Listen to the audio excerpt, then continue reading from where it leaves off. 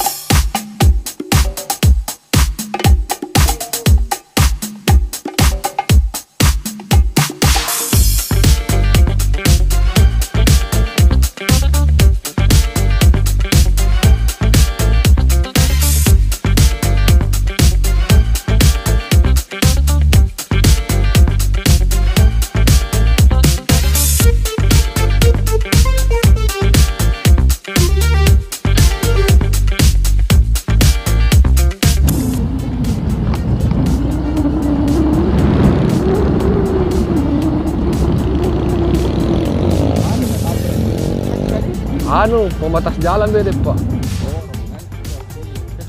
Subuh-subuh. Enggak tahu juga pak. Tapi ya kayaknya sih mengantuk itu karena masih subuh-subuh. Tadi sudah lihat juga di sosial media itu berita-berita.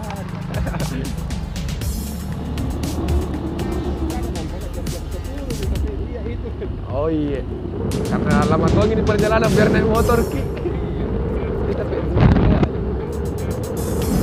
Kosong tadi di sini macet di sini tadi. Masih sudah jadi aman kayak ini. Itu aman. Iya macet di sini tadi.